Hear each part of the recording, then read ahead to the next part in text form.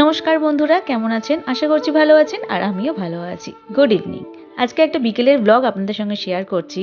তো এই যে হাতে জামাকাপড় নিয়ে নামছি বিকেলে, মানে সকালে যে জামাকাপড়গুলো কেচে দিয়েছিলাম আপনারা আগের ব্লগে দেখেছেন, ওটাকেই এখন আমি তুলে নিয়ে আসছি পাঁজা করে। এবার ওগুলোকে আমাকে গোছাতে হবে।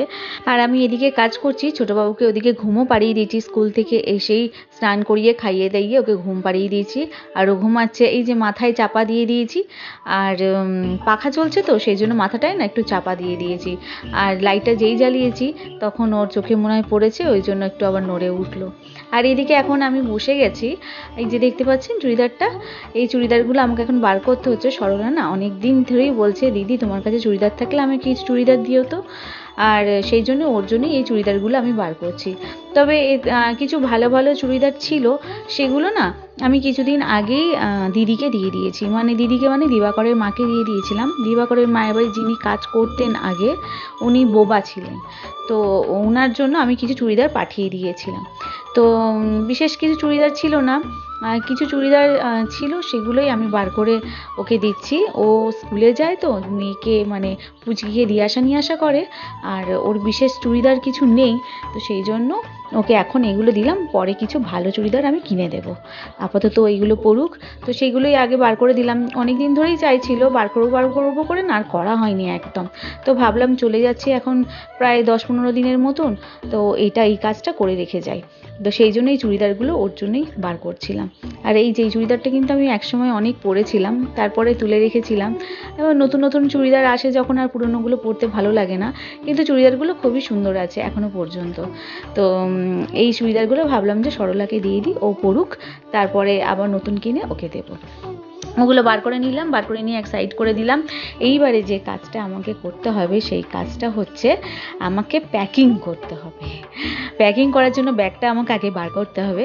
তো এই দেখুন চলে এসেছি আমি কাভার থেকে ব্যাগটা বার করার জন্য। আর এই ব্যাগটা করেই আমি প্যাকিং করব, আর এই ব্যাগটা নিয়েই যাব, আমি ছুটবো আমি আপাতত দিদির বাড়ি। ফার্স্ট আমি দিদির বাড়ি যাচ্ছি, কারণ দিদির হচ্ছে কালকেরে ওটি আছে, মানে চোখের অপারেশন আছে। আপনারা তো সবাই জানেন দিদির চোখে ছানি পড়েছে, চোখ থেকে ব্লাড বার হচ্ছে, মানে চোখে শিরা থেকে। তো সেই জন্য দিদির অপারেশনের ডেটটা কালকেরই নেওয়া হয়েছিল। আমার জন্যই কালকের ডেটটা নেওয়া হয়েছে, কারণ এতদিন এক্সাম ছিল বলে দিদির চোখের অপারেশনটা আটকে ছিল। আর আমার এক্সাম শেষ হয়ে গেল, তো কালকেরে দিদির ওটিটা হয়ে যাবে। আর আমিও থাকছি, দিদিকে একটু দেখাশোনা করতে পারবো। তারপরে ওখান থেকে আবার যাব বাপের বাড়িতে, ওখানে গিয়ে কিছুদিন থাকবো, তারপরে এখানে আসবো। আর এবছরই স্কুলটা কি ভালো হয়েছে, একটু বেশি ছুটি দিয়ে দিচ্ছে, যার জন্য একটু ভালোও লাগছে। পরীক্ষার আগে এক সপ্তাহ ছুটি দিয়েছিল বাচ্চাদের পড়াশোনার জন্য। তো বাচ্চারা খুব ভালোভাবে আশা করছি পড়েছে। আর তারপরে এই ভর্তির রেজাল্ট সেটাও একটু লেটে হবে। যাই হোক, তবে হ্যাঁ এইটুকুনি শুনেছি 28শে মার্চ থেকে স্কুল স্টার্ট হচ্ছে। দেখা যাক কী হয়। আর এদিকে প্যাকিং আমি শুরু করে দিয়েছি। আমার প্যাকিং মোটামুটি আমি করে নিয়েছি, আপনাদের এই আগেই দেখালাম। আর এবার হচ্ছে ছোটোবাবুর প্যাকিংটা হচ্ছে, মানে আমার জামাকাপড়ের ওপরেই ছোটোবাবুর জামাকাপড়গুলো আমি নিয়ে নিয়েছি। প্যাকিং মোটামুটি আমার কমপ্লিট হয়ে গেছে। এবার এই জামাকাপড়গুলো আমাকে গোছাতে হবে। তার মধ্যেই ছোটোবাবু আমার ওই খুটখাট আওয়াজ হচ্ছিলো, উঠে পড়েছে।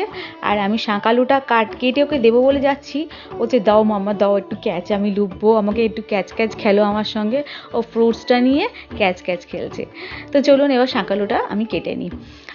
আজকের এই ফলটাই খাওয়া হবে, এটা কেটে ছোটোবাবুকে দেবো, আমি খাবো দুজনে মিলে। আর ছোটোবাবুকে বললাম একটু ক্যামেরাটা ধরে দিবি, ও ক্যামেরা ধরে দেওয়া মানেই ও আমার খালি মুখের ভেতরে ক্যামেরা ঢুকিয়ে দেবে। যাই হোক, শাঁকালুটা কাটা হয়ে গেছে একদম পরিষ্কার করে। এবার আমি তো শাঁকালুগুলো খেতে শুরু করে দিয়েছি, আর ওদিকে ছোটোবাবুকে ডাকা করছি, মোটে আসতে চায় না। ফল খাওয়াতে গেলে না মানে বড্ড নখরা করে। গ্রেপস হলে টপ খেয়ে নেবে, কিন্তু এই সবগুলো খাওয়াতে গেলে বড্ড নখরা করে। ওকে ডাকছি, কিছুতেই আসছে না, বলছি কত মিষ্টি, আয় খা। তো ওকে জোরজবরদস্তি করে খাওয়াতে হবে এখন। ও এখন বুকস বার করছে, পড়তে বসবে। আর এদিকে সরলাও এসে গেছে, বললাম তুমিও খাও। তো ও আমাদের সঙ্গে একটুখানি খেলো। তারপরে আমি আমার কাজে লেগে পড়লাম, সরলার কাজে লেগে পড়লো। বিকালের ঝাঁটটা আমিই দিই, সরলাকে আর দেওয়াই না।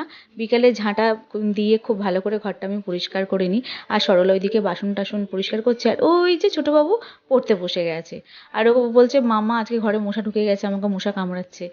তো আমি এখন এই ঘরটা পরিষ্কার করে নিচ্ছি, পরিষ্কার করে নিয়ে তারপরে ছাদে যাব জল দিতে। তবে আমি এখন ভয়েস ওভার দিচ্ছি বলে দিই, ছাদে আমার যাওয়া হয়নি, আর গাছে জলও দেওয়া হয়নি। আজকে গাছে জল দিতেও পারবো না, কারণ হাজব্যান্ড আমাকে ফোন করেছিলেন, ফোন করে বলছে এক্ষুনি রান্না বসিয়ে দাও, আমি 8টার মধ্যে ভাত খাবো।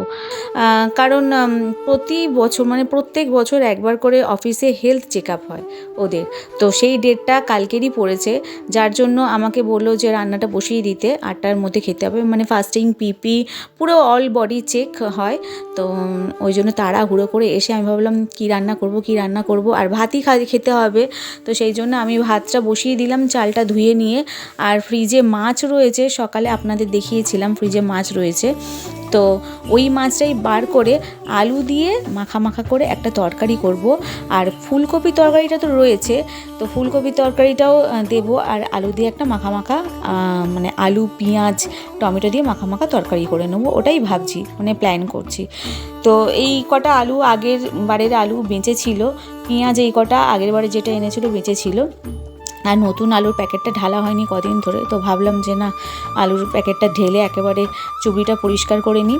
আর এই আলুগুলো ছোট ছোট, ঠিক তরকারি করলে ভালো লাগবে না, তো ভাবলাম এই আলুগুলো এক সাইডে রেখে দিই, তো এটা বুঝতে পারবে আমি চলে গেল এটা পুরনো আলু, মানে আগের আলু। তো সেই জন্য ওই আলুগুলো এক সাইডে রেখে দিই, আর বড় বড় 3-4টে আলু আমি বার করে নিলাম।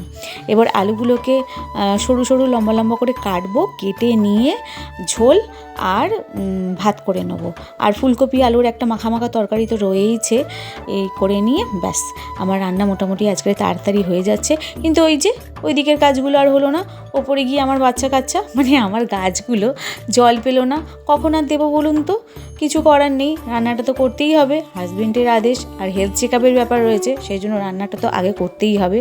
তো আলুগুলো কেটে আমি ভালো করে পরিষ্কার করে নিলাম, আর খোসাটা যেটা বেসিনের মধ্যে ফেলেছিলাম ওটাকে তুলে আমি ডাস্টবিনে ফেলে দিলাম, দিয়ে আলুগুলো খুব ভালো করে ধুয়ে নেবো, ধুয়ে নিয়ে তারপরে আলুগুলো কাটবো। আর তার মধ্যেই হাজব্যান্ড আমাকে ফোন করেছিলেন যে তুমি রান্নাটা করে নিয়ে বাজারে চলে আসবে। আমি ভাবলাম কেন, কি কারণে বাজারে যাব? তো কিছুই বললো না, তো বললো যে রান্নাটা করে নিয়ে আর আমাকে ফোন করবে, তুমি বাজারে আসবে, কিছু কেনাকাটি করব। তবে কী কেনাকাটি করেছি সেটা কিন্তু দেখতে হলে নেক্সট ব্লগটা আপনাদের দেখতে হবে। আমি কিন্তু এই ব্লগে আর দেখাচ্ছি না, এই ব্লগে দেখাতে গেলে অনেকটাই লেন্দি হয়ে যাবে, তো সেই জন্য এই ব্লগে দেখাচ্ছি না। তবে আমাকেই কিছু কিনে দেওয়ার জন্যই ডেকেছিল বাজারে, তো কেনাকাটি করেছি আমি, সেটা নেক্সট ব্লগে আপনাদের সঙ্গে শেয়ার করে দেবো। ঠিক আছে, তো চলুন রান্নাটা আমি এবারে তাড়াতাড়ি করে নিই।